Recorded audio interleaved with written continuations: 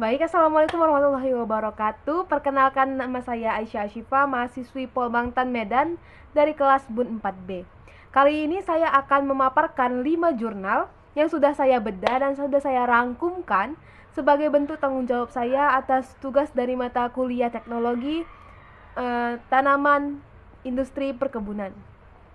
Baik, langsung saja kita bedah jurnal pertama dengan judul Pengaruh aplikasi pestisida pada tanaman tebu terhadap parasitoid Trichogramma jadonicum L, yang ditulis oleh Muhammadul Aliyah beserta teman-temannya, yaitu Shinta Yuliana, Evi Susanti, Etik M. Alcadian. Di jurnal ini membahas tentang apakah pengaplikasian pestisida bersamaan dengan pelepasan parasitoid Trichogramma akan mempengaruhi perkembangbiakan parasitoid Trichogramma tersebut. Nah, Muhammadul Aliyah beserta dengan teman-temannya meneliti ini dan mendapatkan hasil bahwa pengaplikasian insektisida berbahan aktif chlorantraniliprol relatif aman digunakan bersamaan dengan pelepasan Trichogramma ke lahan tebu dengan dosis 1.500 cc per hektarnya. Tidak berpengaruh terhadap persentase penetasannya dan kematian parasitoid Trichogramma, tapi berpengaruh terhadap persentase malformasi serangga. Lalu pengaplikasian herbisida berbahan aktif diklorida 276 gram per liter dan diuron 80% pada dosis anjuran 2000 cc per hektar berpengaruh nyata menurunkan persentase malformasi dan kematian Trichogramma. Nah, bagi petani yang punya rencana nih untuk melepaskan parasitoid Trichogramma bersamaan dengan pengaplikasian insektisida dan herbisida, perlu diketahui bahwa jika petani melepaskan Trichogramma bersama dengan pengaplikasian insektisida, itu tidak apa-apa, tapi ada minusnya. Malformasi serangga parasitoidnya itu tuh bakal, tapi ada minusnya.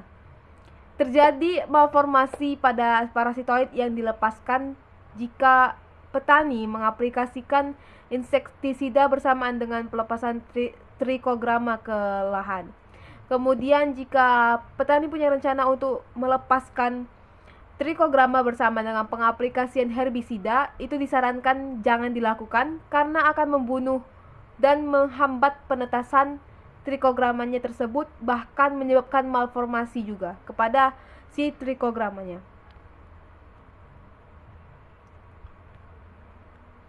Lalu jurnal kedua yang saya baca itu berjudul Pengaruh Aplikasi Pupuk Silikat pada Pertumbuhan Agronomi, Serapan Silika, dan Ketahanan Terhadap Serangan Hama dan Penyakit Tanaman Tebu Varietas PSJK 922, yang ditulis oleh Simping Yuliatun beserta teman-temannya, yaitu Mufidatul Ilmiah, Arin Taruri, Puspatisari, Mirwa Adivara Anggarani. Mereka membahas tentang lebih bagus mana antara pupuk silika komersial atau pupuk silika hasil sintesis P3GI terhadap pertumbuhan dan ketahanan tanaman tebu terhadap serangan hama dan penyakit. Setelah mereka menguji coba di lapangan, mereka mendapatkan hasil bahwa dampak aplikasi pupuk silika komersial yaitu dapat meningkatkan daya tahan tanaman terhadap serangan hama penggerek batang di daun dengan nilai serangan 0%, namun rentan terhadap penyakit pokah bung dengan nilai serangan 6,2%, serta berdampak positif terhadap pertumbuhan tinggi tanaman. Yang kedua, dampak aplikasi pupuk silika abu ampas.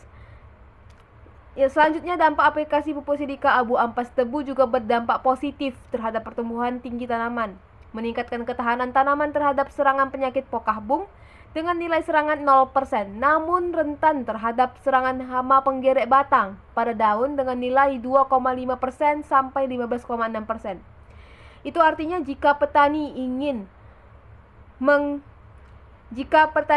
menurunkan serangan hama penggerek tebu batang pada tanaman tebunya, itu disarankan untuk mengaplikasikan pupuk silika komersial karena pupuk silika komersial mampu meningkatkan daya tahan tanaman terhadap serangan hama penggerek batang di daun dengan nilai serangannya mencapai 0%. Jurnal yang ketiga yang saya baca itu berjudul Strategi Pengendalian Larva Hama Penggerek Pucuk Tebu dengan Kontrol Optimal, yang ditulis oleh M. Ziaul Arif. Jurnal ini tertarik untuk membahas tentang strategi seperti apa yang cocok untuk pelepasan parasitoid larva hama penggerek pucuk tebu oleh parasit larva lalat jatiroto. Setelah penelitian panjang, M. Ziaul Arif ini menemukan bahwa dengan melepaskan sejumlah lebih dari 1.000 parasitoid pada awal pengendalian dan kurang lebih 710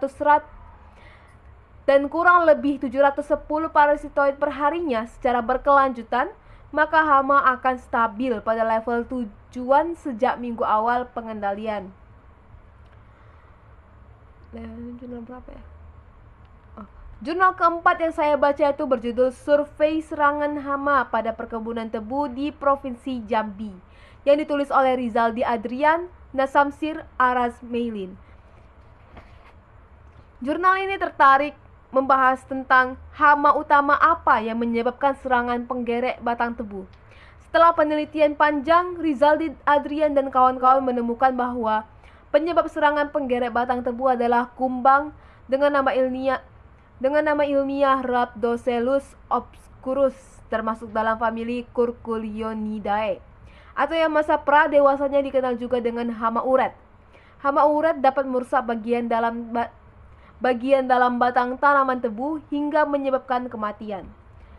Jurnal kelima yang saya baca berjudul Hama Penggerek Tebu dan Perkembangan Teknik Pengendaliannya, yang dituliskan oleh Subiyakto. Subiyakto mengaku bahwa dia menulis jurnal tersebut dengan tujuan agar petani mudah mencari solusi dari penyelesaian hama penggerek tebu. Karena selama ini hama penggerek tebu itu belum terselesaikan oleh petani karena petani kurang paham beberapa teknologi pengendalian hama penggerek yang ada. Jadi Subiyakto memilih untuk merangkum teknologi-teknologi pengendalian hama penggerek yang ada saat ini. Di antaranya adalah pengelolaan lahan, misalnya pengendalian residu tanaman ke lahan dengan menanam pupuk hijau di antara barisan tanaman tebu untuk meningkatkan keragaman antropoda terutama predatornya. Yang kedua, menanam benih bebas hama dan menggunakan varietas toleran untuk mencegah penyebaran hama di pertanaman. Yang ketiga, memantau dinamika populasi hama di lapangan. Yang keempat, pengendalian hayati antara lain menggunakan parasitoid telur Trichogramma chilonis. Yang kelima, pengendalian secara mekanis dengan mengambil telur dan ulat dan memusnahkannya serta melakukan proges pada pucuk tanaman yang terserang hama penggerek pucuk. Yang ketujuh, pengendalian secara kimiawi apabila cara lain tidak berhasil, misalnya dengan karbofuran.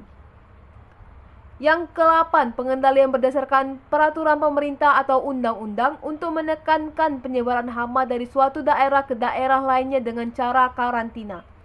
Sekian paparan beberapa jurnal yang sudah saya baca. Semoga ini bermanfaat bagi saya sendiri, bagi penonton semuanya, terutama para petani tebu. And see you that and I'm happy to meet you again, and see ya, bye bye.